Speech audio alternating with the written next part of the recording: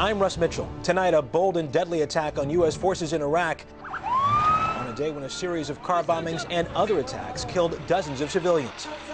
After years on the run, is al-Qaeda's top leadership making a comeback? A new warning to women about heart disease. What can you do to cut the risk? And our special series, The Caregivers. Baby boomers struggling with the financial burden of an elderly parent. It'll show you the cost of the prescription. This is the CBS Evening News with Katie Couric. And good evening. Katie's off tonight. Sunni insurgents are responding to the U.S. and Iraqi sweep of Baghdad with some new tactics of their own. They made a direct, in-your-face attack today on a U.S. combat base outside Baghdad, killing at least 2 American soldiers and wounding 17 more. The U.S. military announced a total of 9 American servicemen have been killed since Saturday, and today more than 40 Iraqi civilians were killed in car bombings and other attacks. Chief Foreign Correspondent Lara Logan now with more on the Sunni assault on American forces outside the capital. This was a rare and brazen assault on a U.S. base carried out in broad daylight by gunmen intent on killing and wounding as many American soldiers as possible. The target was an Iraqi police station that U.S. soldiers use as a base in the town of Tamir, a violent Sunni Arab stronghold about 25 miles north of Baghdad. In this coordinated attack, insurgents fired automatic weapons and rocket-propelled grenades, while a suicide bomber forced a truck full of explosives through the front gate of the base and blew himself up. The fighting continued as medevac helicopters rushed the large number of casualties to hospital, some 17 soldiers wounded and 2 killed. An al-Qaeda-linked group immediately claimed responsibility on a jihadi website, exaggerating the number of dead and bragging they shot down an Apache attack helicopter, a claim firmly denied by the U.S. military. The situation in Tamir tonight is tense, with residents telling CBS News it's obvious the U.S. means business. They described seeing American armored vehicles blocking the roads and said the town has been sealed off. Russ? Lara, this attack seems unusual in many respects. Any idea why the insurgents would attempt this now? Well, you're right, it is unusual because insurgents typically favor hit-and-run ambushes, and they usually avoid the kind of heavy firepower you would expect at a fortified U.S. base.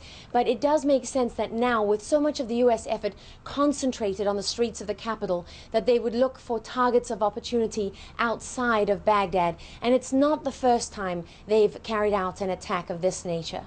Lara Logan in Baghdad, thank you very much. Another U.S. soldier was killed today in Afghanistan. President Bush is calling for a NATO troop buildup there for a spring offensive against al-Qaeda.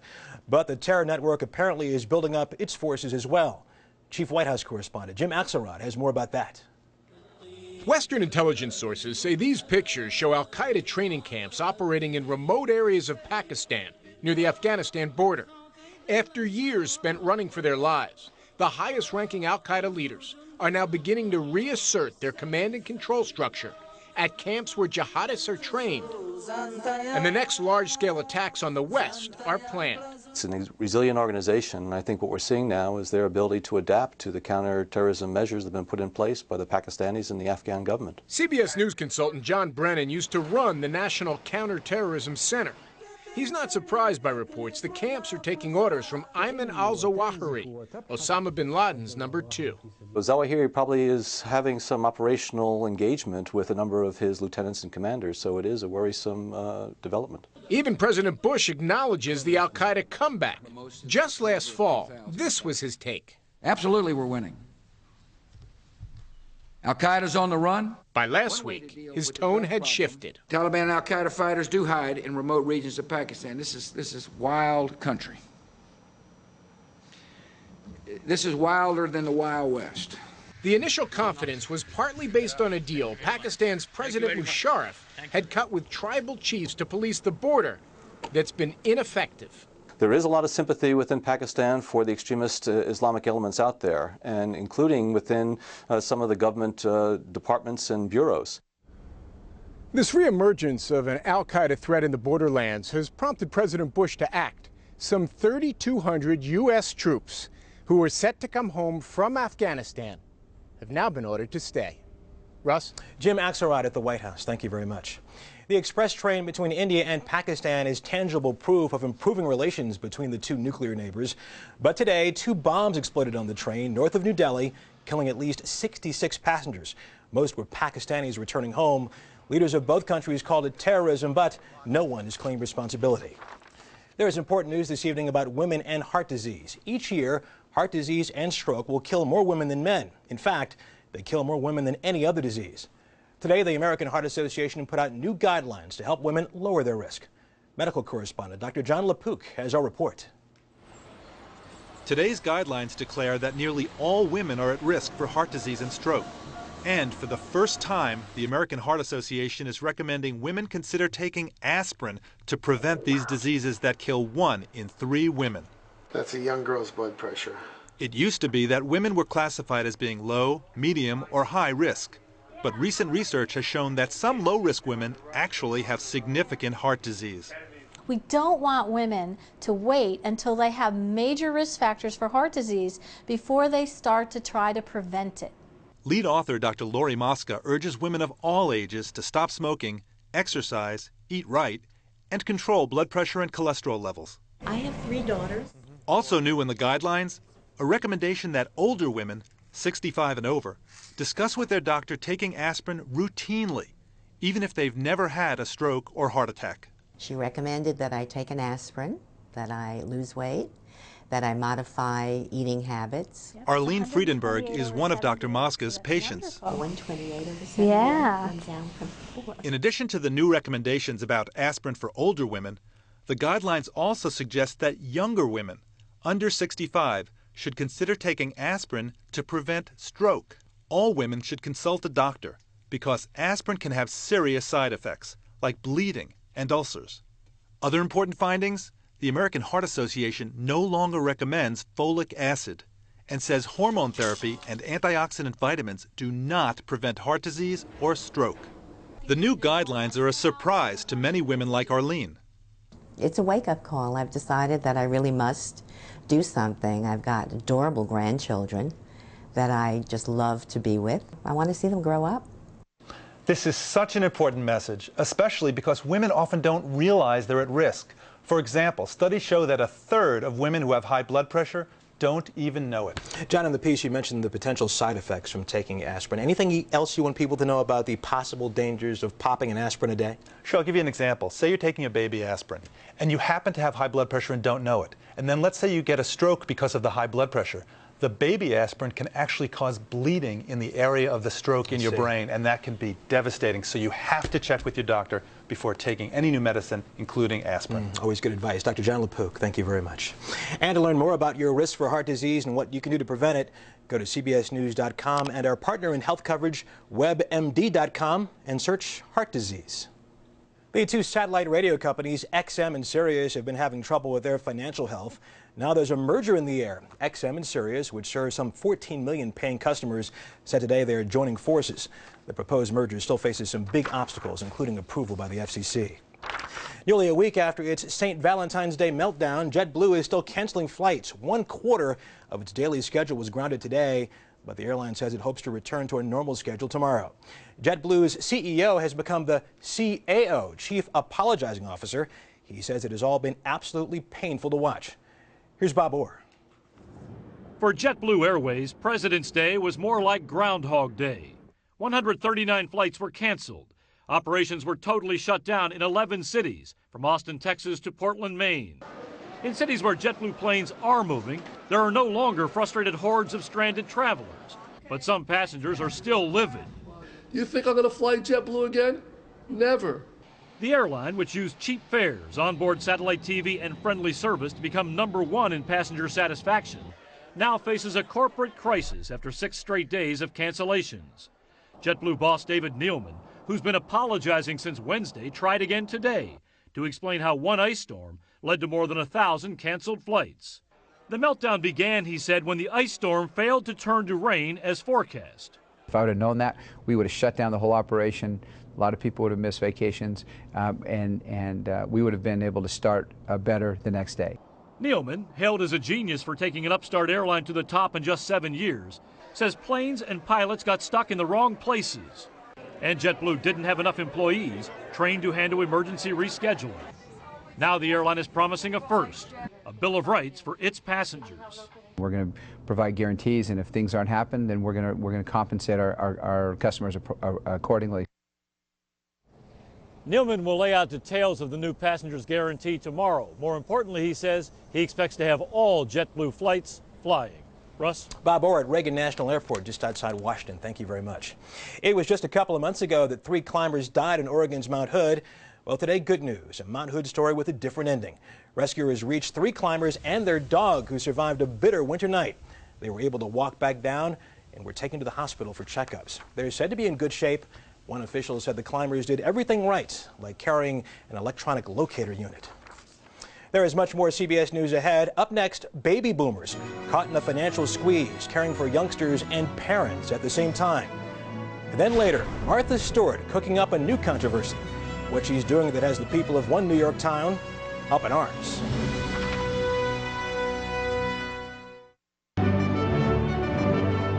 CBS News in focus. The surprise awaiting many baby boomers. More and more of us will find ourselves caring not only for our youngsters, but for our aging parents as well.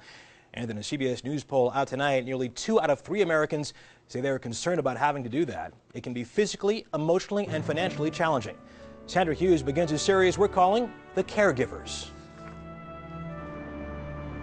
Marianne Winchell can't slow down for a minute, driving to her parents, shuttling them to the doctor, taking them to the pharmacy, getting them back home.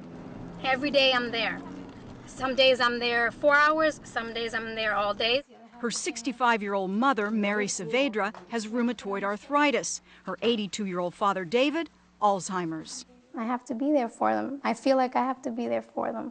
Marianne and her husband, Stacy, are sandwiched between ailing parents and teenage kids who need attention too. There's so many different people that my parents would have to look after and take care of and help. So there's not a lot of leftover time. Or leftover money. Turn it this way, any pain in the hip? No.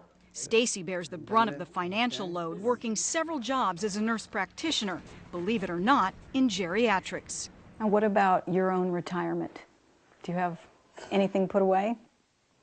No, and I don't foresee that at this point in time that there will be any retirement. Or an easy way to pay for the kids' college. And the Winchell family isn't alone. About 25 million baby boomers say they help their parents financially. And if their parents become seriously ill, the burden is bigger. 38. That's because Medicare isn't always enough. Only about 53% of all seniors' health care costs are covered, leaving more and more of the financial burden on their children. Bingo! For instance, Marianne's mom's arthritis responds only to a drug called Enbrel. It'll show you the cost of the prescription. Each month it can cost up to $1,591.99. Which almost wipes out her parents' $2,000 monthly income, mostly Social Security. Then there's the rent, utilities, and other expenses. Marianne and her husband have to make up the deficit, so she spends hours doing research. That's how she found a Medicare-approved HMO that will charge her just a $330 copay for the Enbrel for her mom's arthritis, but only for 3 months. That's just one medication. She's on several medications. And what if her dad needs a nursing home that could cost $6,000 a month or more? Does Medicare pay? No way. About 50% of nursing home care residents pay for their nursing home care with out-of-pocket resources. That's either their savings or family savings.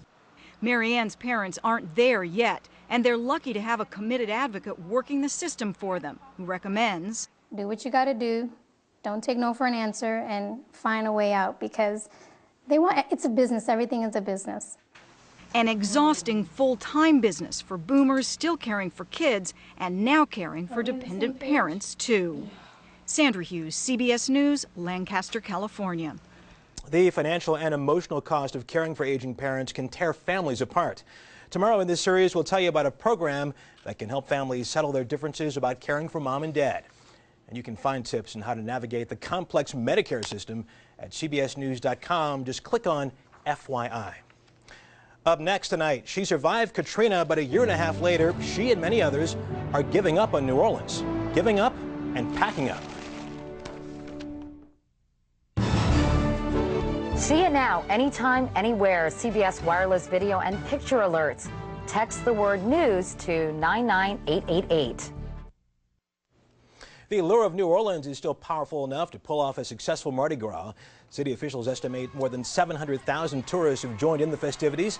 That's up a bit from last year, but they'll be leaving town after tomorrow, Fat Tuesday. And as early show national correspondent Tracy Smith tells us tonight, many of the city's permanent residents may soon be following. After 14 years in a city she loves, Jennifer Johansson is making one of the toughest decisions of her life. It's been a great experience, and I'm going to walk away and be sad and yet hopeful for this city. But she's lost all hope of living here and will settle in Seattle next month. I need normalcy in my life, and there's not a lot that's normal here in this city. She's not alone. A recent study by the University of New Orleans found that nearly a third of the people here say they might be moving in the next 2 years. For people who stayed after the storm, day-to-day life in the Big Easy has been anything but.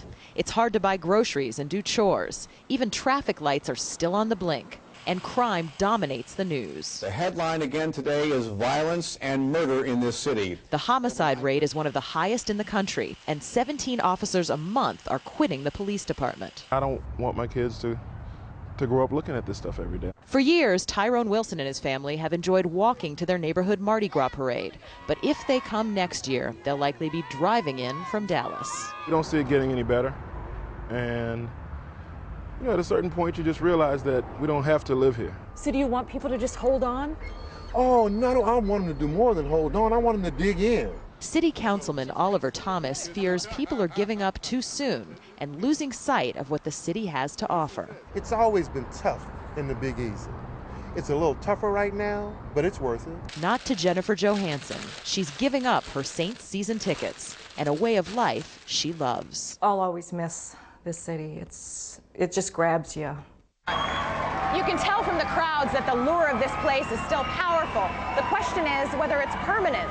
Will New Orleans of the future be a livable city or just Mardi Gras land? Tracy Smith, CBS News, New Orleans. And for this year anyway, the Mardi Gras tradition survives. And Tracy will bring us more from New Orleans tomorrow morning, Fat Tuesday, on The Early Show. On this President's Day, some rare film has surfaced from November 22nd, 1963, the day President Kennedy was assassinated in Dallas. An amateur photographer took this footage of the motorcade carrying the President and Mrs. Kennedy just minutes before the shooting. Now, more than 40 years later, he has donated the film to a museum in Dallas. The curator says it's the clearest, best film of Mrs. Kennedy in the motorcade on that fateful day.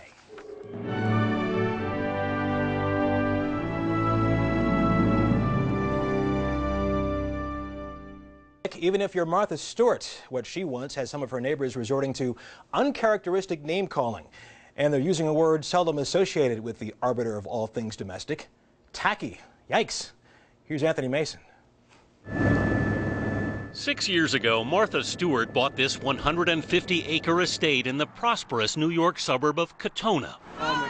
Now inspired, she says, by the beautiful landscape of the region in which I live. She's not only named her new collection after it, she's trying to trademark Katona for her furniture, lighting, paints, and home furnishings. And the town is up in arms. I think it's arrogant. You see, folks in this picture postcard village are very protective of its Indian name, the only Katona in the entire country. All of a sudden, we won't be known for us anymore. We'll be known as a brand of Martha Stewart products. We don't want to be on the map. We don't want to have our names on T-shirts or a line of paints. Katona's never been sympathetic to commercialization. Even Starbucks met resistance when it tried to open a branch here. But this time, the threat's coming from a neighbor, trying to turn their town into a brand.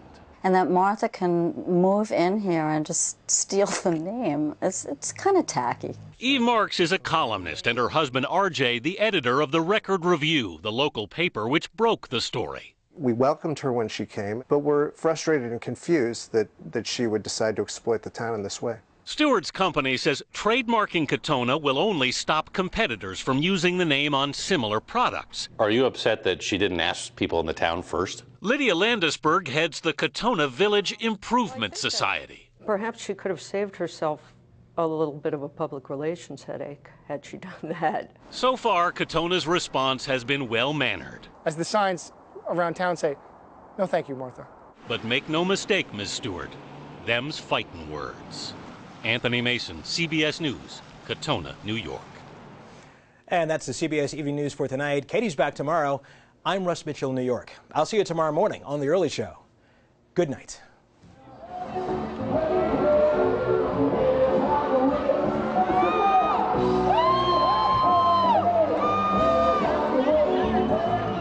CBS News. See it now, anytime, anywhere.